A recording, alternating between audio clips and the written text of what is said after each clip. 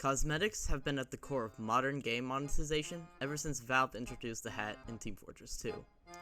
What began as a quirky addition quickly evolved into a foundational pillar of live service gaming. Since then, the model's been replicated, refined, and more often than not, exploited. Skins became currency, identity became marketable, and slowly but surely, style began to outweigh substance. One thing that has remained constant through all these iterations: if a company is left unchecked, the cosmetics will come, and when they do, they will eventually erode the integrity of a game's original tone, world, and artistic direction, all in the pursuit of the holy dollar.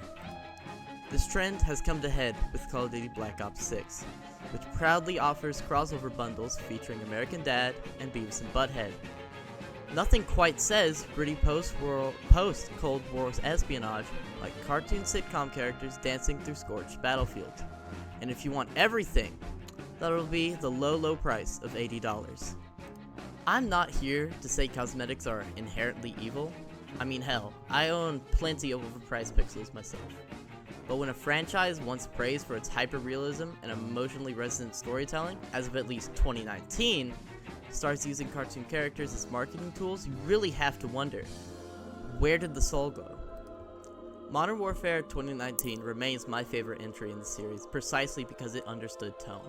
It was a reboot that respected its roots. Grounded, intense, and cinematic, it balanced gameplay and narrative without sacrificing either. Sure, there were pink anime skins and the occasional outlier, but they were the exception, not the rule. The majority of cosmetics supported a tactical aesthetic that gave Modern Warfare 2019 its distinct identity.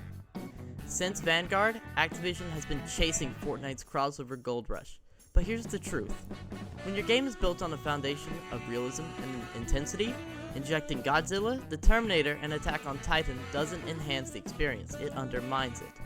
It fractures immersion. And if the developers no longer take their own world seriously, why should the players? And it's not just Activision. They're simply the loudest voice in a growing chorus. Look at the Killzone crossover in Helldivers 2.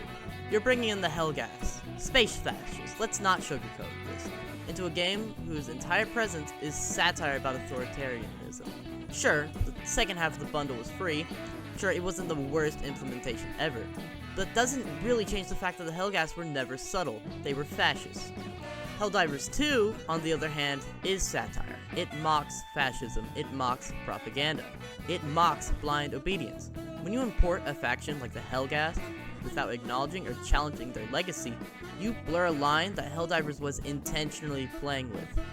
Not every cool-looking helmet belongs everywhere.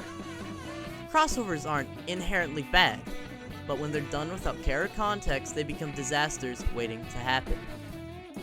You might be thinking, okay, but what's the big deal with the bright pink item here or there? I mean, TF2 has loads of them, and you've clearly spent hundreds of hours there. And you're right, I have. I've worn the hats, I've sprayed the neon pink and neon green, but here's the thing. TF2 was inherently absurd. It embraced that chaos from day one. It was designed with parody and exaggeration in mind. It could handle the madness. Call of Duty couldn't, at least not without breaking itself. Gaudy cosmetics don't immediately ruin a game's art style, but once they stop being the exception and become the default, the damage begins. Call of Duty, like many others, is tumbling down the same slope that Team Fortress 2 already slid down. TF2 is almost entirely community-driven now. Most bug fixes, done by modders. Content updates, community maps, community cosmetics, community war paints. Valve just tosses a little cash their way and says, attaboy, keep making us stuff so we don't have to. It's a double-edged sword. Community content keeps the game alive, sure, but the second money enters the equation, the grifters arrive. People who don't care about the game, its tone, or its longevity. People who want to ride the system for a quick payout. They crank out low-effort slop designed to pass the bare minimum bar, and when those items start making it into a game, the identity is already on life support. Tell me, when you see a god tier unusual, burning flames, green energy, or those classic Halloween effects, don't you stop and admire? Maybe you don't, but there's always at least one. There's always somebody that still has a bit of awe left in those older cosmetics. Now let's look at the new ones. Do you really feel anything when you see an engineer with an orbiting Intel briefcase? Are you impressed when a pyro has Christmas lights strung around some reskinned antlers? Probably not. Because more often than not, these effects are slapped onto generic blue-grade all-class hats with no flavor, no character, no soul.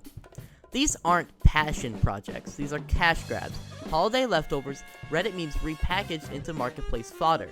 It's content for content's sake. And let's be real, if EA hadn't been publicly torched over Battlefront 2, the industry hadn't been scared off loot boxes, we'd still be deep in the trenches. You wouldn't be buying Beavis and Butthead for $20 or $40, you'd be rolling loot boxes for a 0.2% chance of unlocking them. And those boxes? Stuffed to the brim with garbage, just like Counter-Strike, just like Dota, just like TF2.